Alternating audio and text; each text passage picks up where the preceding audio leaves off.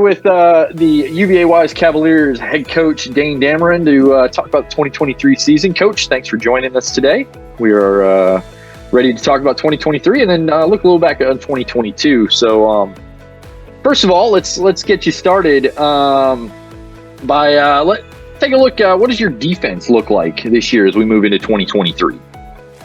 I think we'll be deep. I don't know that we'll have a group of guys who are starting the first year. Everybody's going to know a lot of our kids' names, but I think we're going to be as talented as we've been. I know we're going to be as deep as we've been. And since I've been here, defensively, that's what we've hung our hat on. We've consistently been a good defense, and I expect to see more of that. Absolutely, and you guys had some good success on the other side of the ball last year as well. Had some talent on the offensive side of things. How's the offense looking? I think up front we'll be better.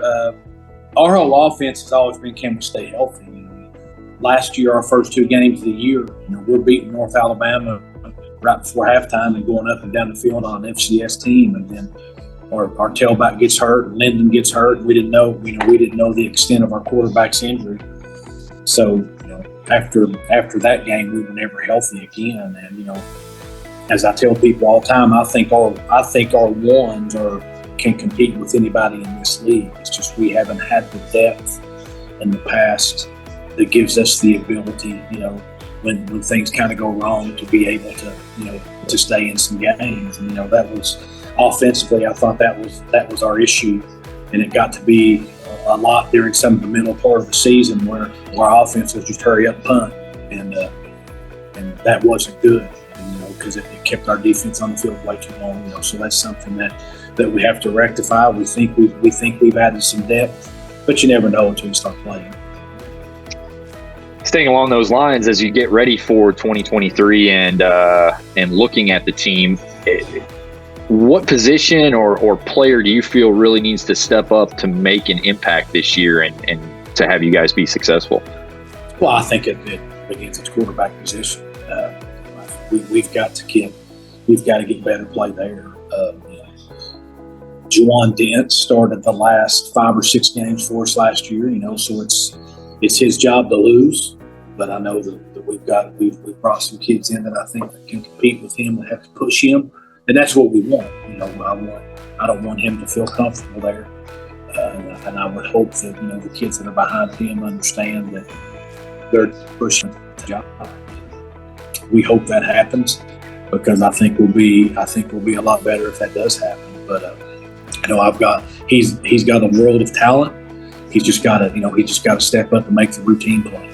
He'd like to try to make the great play instead of the routine play. So that's what we got to get from there. Then we've got to keep Javon Gillespie healthy. Last year, I think the South Atlantic Conference probably had the 3 best tailbacks in the country. Mm-hmm. And I think Vaughn is right there with him when he's healthy. But he hasn't really been able to stay healthy the last complete 2 years. I think in 2021, he was semi-healthy, and that showed he was second team all conference in 2020. And so we've got to keep him healthy. We've added some depth there. We're only going to be as good as he goes, and we've got to do our best to make sure that he's getting his touches and staying healthy. That sounds good, Coach. Let's circle back here a little bit. Talking about last season, obviously we added divisions, had the conference championship game, and how do you think that impacted the season, and kind of how'd your team like it? Well, we were never in the conversation, so I think it's a great thing. I hate it. I understand the dynamics of people moving in and out and everything. I guess it's in 25. We're going to be forced to go away from the divisional play, but I think it's a great thing, and that going into the year who you have to beat. And I would rather play the games like that instead of playing everybody. Right. It gets to be murderer's row when you're playing everybody in this league. But I thought it was good. I think it was kind of crazy that the 2 teams that played in the conference championship game didn't make the postseason, But that, that's just the way the cookie crumbles sometimes. I thought that, Mars Hill was as good as any team, if not the best team that he played all year long. And I think I didn't have a chance to see Newberry, but I thought what Coach Furry did with Limestone was awesome. He made a 180-degree turnaround, in less than a year. All credit to him, hats off to him for what he's done. But this league is no joke. Our bad was not very good, but our good, could have beat anybody in our league this past year, as evidence. With Tusculum and Mars Hill, the way those two games were played, we just got to build depth, and we've got to make sure that when we're playing just okay, because you're not going to play your best 11 weeks, it's not going to happen. We've just got to make sure that when we just play okay, we've got a chance, and that's been our bugaboo, is we've not been able to just play decent and have a chance to beat good teams.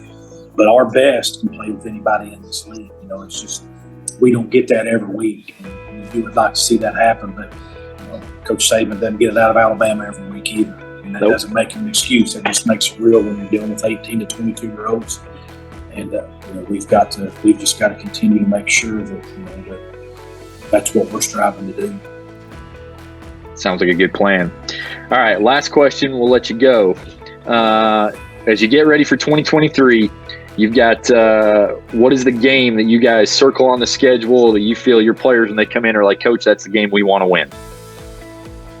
Well, I think there's a game up the road that's an hour from us. That we've got to play better. I think what they were able to do the first year in this league was pretty good. And so that's a game that it's circled on our calendar. But it's hard to beat week one.